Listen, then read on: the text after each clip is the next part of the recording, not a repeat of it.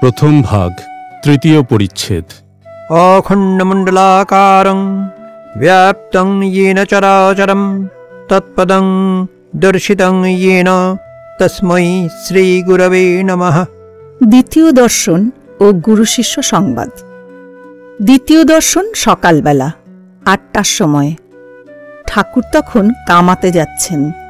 এখনো একটু শীত আছে, তাই তাহার গায়ে মোলেস্কিনের র্যাপারের কিনারা শালু দিয়ে মোড়া। মাস্টারকে দেখিয়া বলিলেন, তুমি এসেছ? আচ্ছা, এখানে বসো। একথা দক্ষিণ পূর্ব বারান্দায় হইতেছিল। নাপিত উপস্থিত।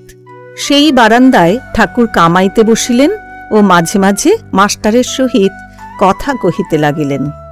গায়ে ঐরূপ র্যাপার, পায়ে চটি জুতা, সহাস্য বদন। কথা কহিবার সময় কেবল একটু তোতলা। শ্রীরামকৃষ্ণ মাস্টারের প্রতি বলিলেন, হ্যাঁ গা, তোমার বাড়ি কোথায়? মাস্টার, আজ্ঞা, কলিকাতায়। শ্রীরামকৃষ্ণ। এখানে কোথায় এসেছ? মাস্টার, এখানে বরাহনগরে বড় দিদির বাড়ি আসিয়াছি, ঈশান কবিরাজের বাটি। শ্রীরামকৃষ্ণ। ও, ঈশেনের বাড়ি।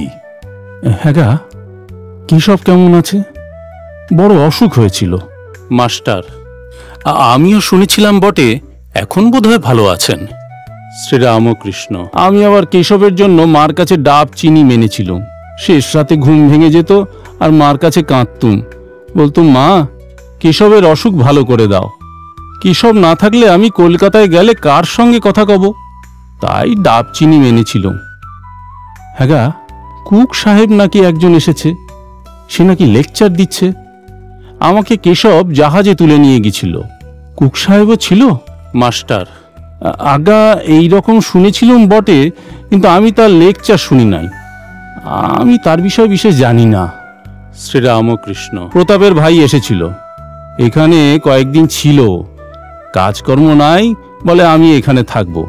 শুনলাম মা ছেলে সব শ্বশুর বাড়িতে রেখেছে, অনেকগুলো ছেলেপিলে। আমি বকলু, দেখো দেখি, ছেলেপিলে হয়েছে, তাদের কি আবার ও পাড়ার লোক এসে খাওয়াবে দাওয়াবে, মানুষ করবে? লজ্জা করে না যে মা ছেলেদের আরেকজন খাওয়াচ্ছে আর তাদের শ্বশুর বাড়ি ফেলে রেখেছে?